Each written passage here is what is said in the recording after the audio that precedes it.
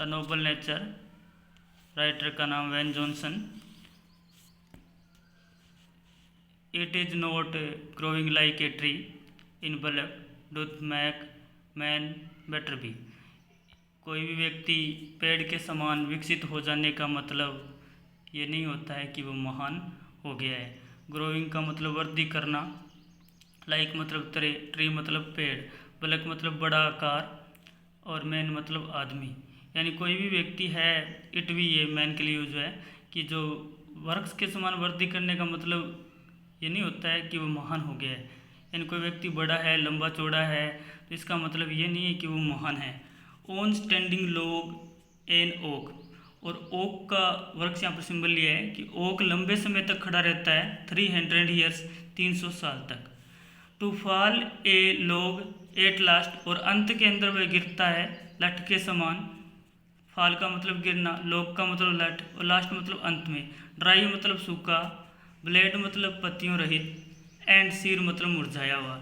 यानी अंत में जो ओक का वृक्ष जो गिरता है 300 साल के बाद, तो वो एकदम सूखा होता है, ना कोई पत्ती होती है उसके, और मुरझाया हुआ होता है। ये बात बताइए कि एक ओक का वृक्ष देखो कितना लंबे समय तक जीता है, 300 साल तक जीता है। ठीक उसी प्रकार एक व्यक्ति अगर बड़ा ज़्यादा उम्र तक जिए या शरीर से बड़ा हो, तो इसका ये मतलब नहीं होता है कि वो महान है। महान कर्मों से होता है। ठीक है, जैसे आप यहाँ पर देखते हैं, a lily of a day. Lily एक दिन का पौधा है, लिली एक फूल है। इस फेरर फार इन में, बसंत ऋतु में ये अपनी सुंदरता दूर तक फैलाती है। यानी एक ही दिन जीवित रहती है, और ये मई का मतलब मई या बसंत ऋतु।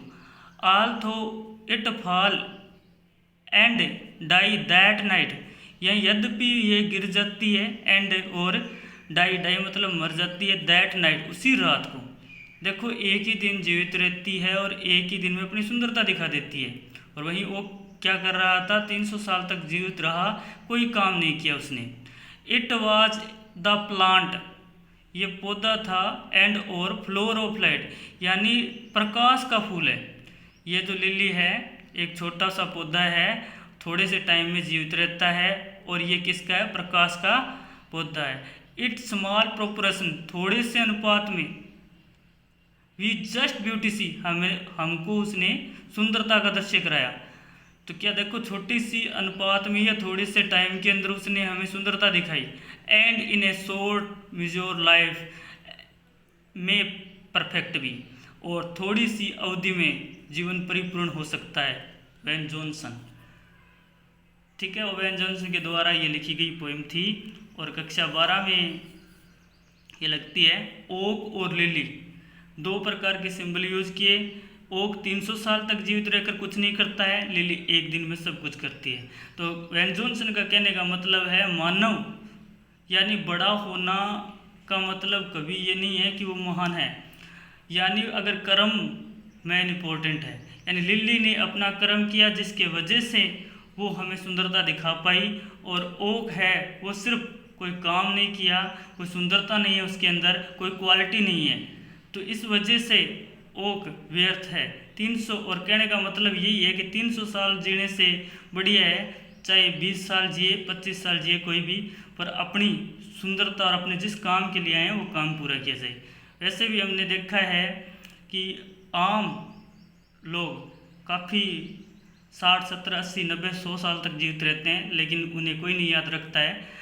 उन्हें याद रखा जाता है जैसे स्वामी विवेकानंद हुए, चंद्रशेखर आज़ाद हुए। तो ठीक उसी प्रकार बच्चों की अपना कर्म महत्वपूर्ण है। वेन जॉनसन ने बताया है कि ओक है वो व्यर्थ है, ओक के समान जीवन जीना व्यर्थ है, एक लिली की तरह बनो और कार्य करो। ठीक है, तो ये पहली पोएम थी वेन जॉनसन के द्वारा। थोड़ी बहुत मेरे तरफ से मैंने भी वेन जॉनसन को की जो विचार हैं वो मेरे हिसाब से भी मैंने रख दिए। बाकी जो वेन जॉनसन का कहना है कि ओक 300 साल तक जीवित रह के कुछ नहीं करता, लिली एक दिन में सब कुछ करती है। जीवन चाहे छोटा हो लेकिन परिपूर्ण होना चाहिए, उसमें उद्देश्य होने चाहिए और उद्देश्य के प्रति कार्य होना चाहिए। तो थैंक्स।